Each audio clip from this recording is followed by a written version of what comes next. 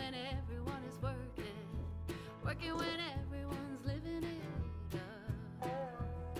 And I know what they say about good intentions, walking in someone's shoes and the grass being green. What's going on? How's everyone doing? Happy Monday morning. Hope you all had fantastic weekends. I had an all right weekend for being in quarantine. Not bad. Not a bad weekend. Hope you guys had good weekends. All right. It's Monday morning. Monday is a nice light day for John Boy Media. Just get you all into the mood. We got a fantastic interview on Talking Baseball today. I meant to tweet this out already. If you're a Nationals fan, it's almost a must-listen episode. Sean Doolittle came on, and we talked for an hour and a half about everything, but, I mean, a lot of it was spent on the behind-the-scenes of the Nationals run and the team chemistry and the conga dance parties and the conga lines. And, I mean, if you're a Nationals fan or you just like hearing about behind-the-scenes stuff of World Series teams, I mean, it's a must-listen interview. Sean was absolutely awesome. Talked about the Astros a little bit, talked about the balls being different in the postseason a little bit. Talked about him coming up as a first baseman and switching to pitcher. We talked about a lot of stuff. He was talked about some books because he's a book nerd like I. So that was absolutely fantastic. We got an episode of Talking Sports that came out today. Jake, Bobby, and Keith. Let's see if they have a description for what they talked about. The guys introduce some new segments, which breeds some hot takes and debates, and they also rank the AFC quarterback situations by division. Listen or die. Well, fuck. That's the description for that. So that's a tough decision you guys are going to have to make there if you want to listen to that or die. John Boy and Jake TV, the best channel no one subscribes to on YouTube, is we did another Watching Baggage today. So those are always fun. There's a girl, I fell in love with her after the first round, and then I quickly decided she was annoying as hell the rest of the way.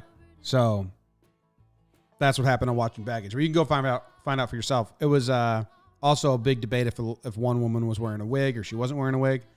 It's good times. And Watching Baseball, I always fucking forget. No need for that F word. Sorry, guys. Watching Baseball, I think it's 15. The Royals. Yeah. And when are we dropping that? I guess I can just drop it now. Scheduled to be released at noon. I'll release that early. The Royals. Crazy World Series. We did the last inning where Harvey said he wanted to stay in and then lost it, and then later on with the errant throw to tie it, and then the go-ahead inning at the end in the 14th or whatever. So we did that. So that's everything we have coming out today. Talking baseball, talking sports, Watching Baggage, and Watching Baseball. Just as creative as you can fucking get with names right there. Absolutely amazing. All right, the weather today in Friendship, Maine is 55 degrees and sunny. I don't know if you guys, I think only people from Maine would know this, but Friendship, Maine is the coastline of Maine. It's kind of like a finger peninsula type deal. So a lot of coast weaving in and out of the coast of Friendship, Maine. Probably an original fishing town is what I would guess. All them pilgrims up there just fishing their asses off. And it's a cool looking town. Like if you do Friendship, Maine and Google image it. It was named something, I forget. It was named something after a Native American tribe or Native American name, and then they rebranded it Friendship, Maine. I looked everywhere to try and find out like who and why that came to be. Like why did they choose Friendship? And nothing came up. But I do know that the town got ransacked like twice during the French Indian War. One by an Indian tribe and then another by maybe the British or someone. So maybe to stop getting like fucking pillaged during wars, they're like, let's just name it Friendship. Maybe people won't want to attack us anymore. That's my official theory on the name of Friendship, Maine. Random baseball player of the day. Rennie Stennett. Rennie Stennett.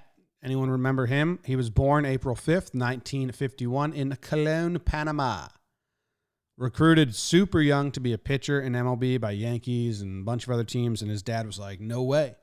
You are finishing high school and staying here, which was good because he thinks he wouldn't have made it as a pitcher.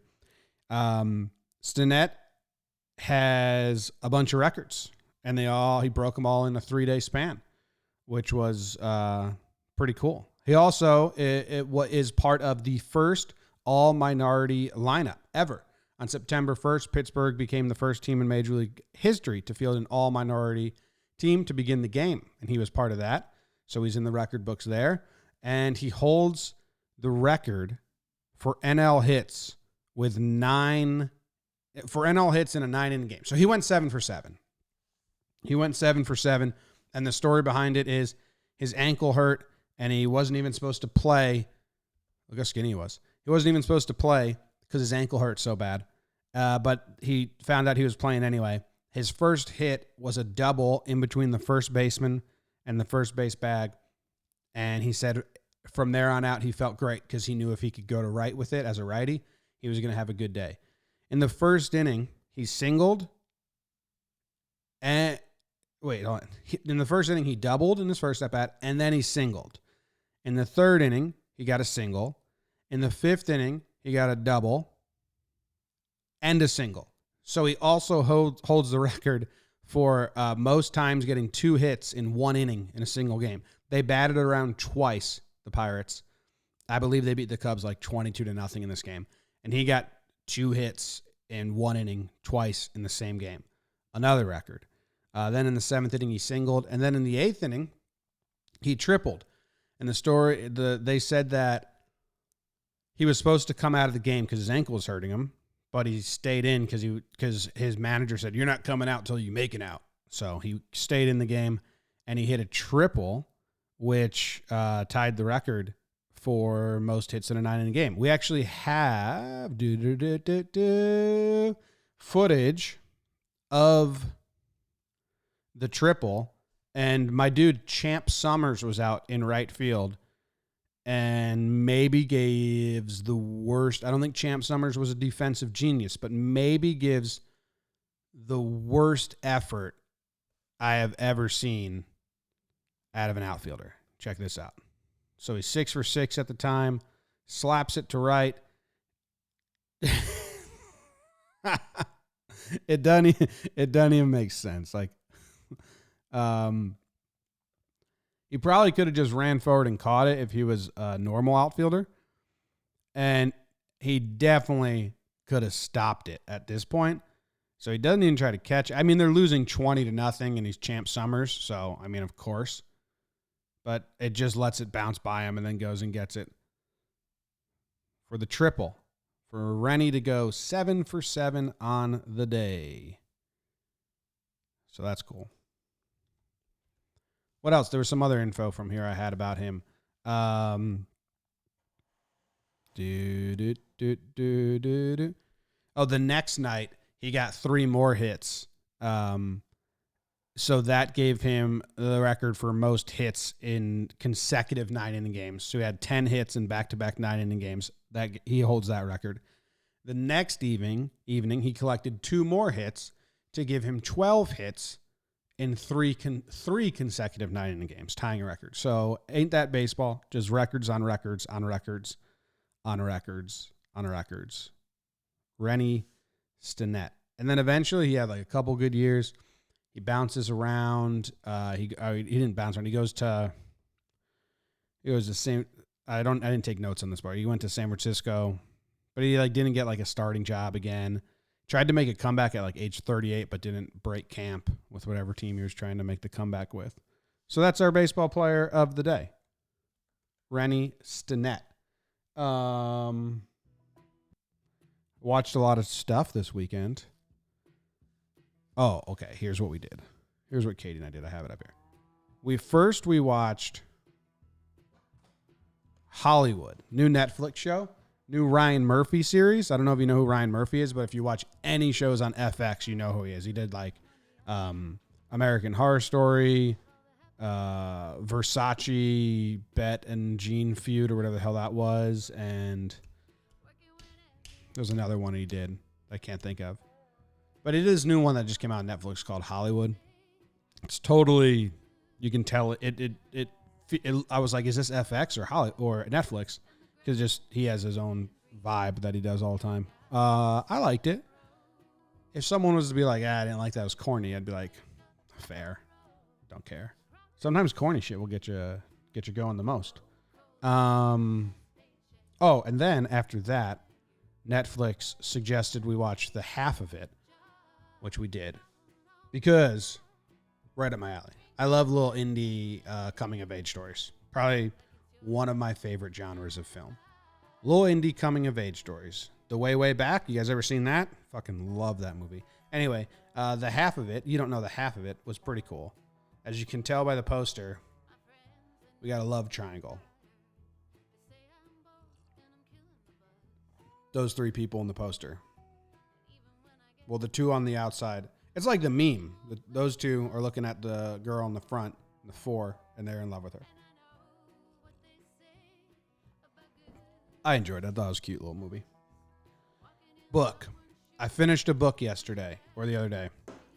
I finished Delights and Shadows by Ted Kooser, which is poems, and I feel like people have this stigma about poetry where they think, they think like, oh, you read poetry, and then they think if you talk about reading poetry, you're just trying to act all smart and shit. But, I mean, that kind of sucks. I like keeping a book of poems by my bed, and that if I read before I go to sleep, I'll read that instead of whatever other book I'm reading, because they're just bite-sized stories. There's no cliffhanger. You get the start, you get the middle, and you get the conclusion all in like one page.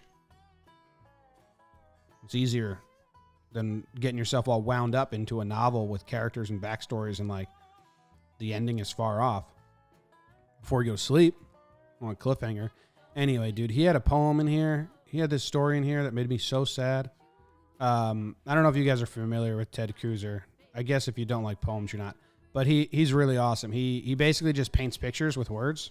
Like, he'll just like be looking at something and then he'll just write down the visuals in like a very cool way. He did this fucking story about, I don't know if you guys care enough about this, but I made Katie listen to it. I was like, this is going to make you sad.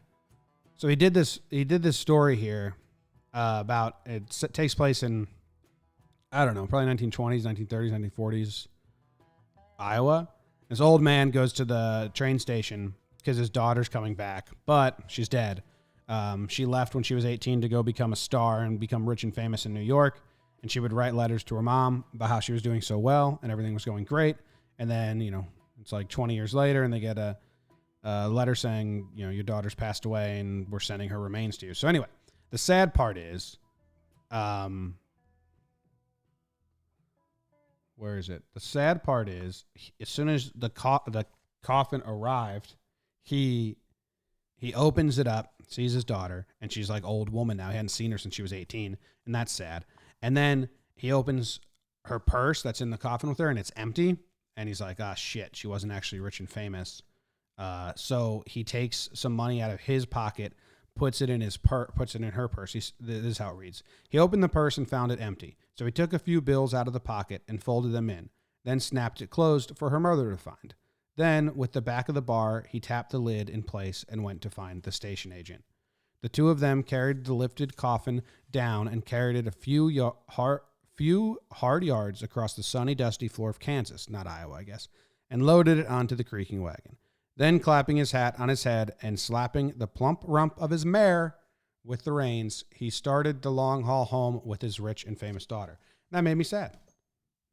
Had to dress up his dead daughter so his wife would not understand the reality that she wasn't actually rich and famous.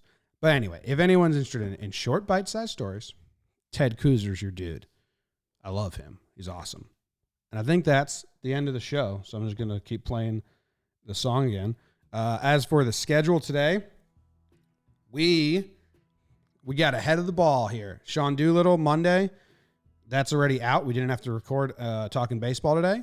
Tomorrow's Talking Yanks, already recorded. We got an interview with Tommy Canley coming out. Crush that. Laughs from the Past tomorrow. Already recorded that on Saturday because it's a 2-parter, so we needed a lot of time. So usually Mondays are crazy busy, but not that crazy busy day. We got, I'm done with this. At noon, we have a company meeting. So there's like, man, we're getting like 15 people at John Boy Media that attend our company meetings. So that's awesome. That's going to happen at noon. Just a quick catch up since everyone's working remote. And then Jake and I are going to record a bunch of watching baseballs because we got to we don't have tomorrow's done. So we got to watch 2016 World Series, 2017. Maybe we'll just, recording 4 in one day is kind of a whole thing. We'll probably just do 2. And then we got to figure out what we're going to do once World Series are over, what we're going to watch. So cool. All right. See you guys. Thanks for hanging out with me and having some breakfast and coffee. See you later.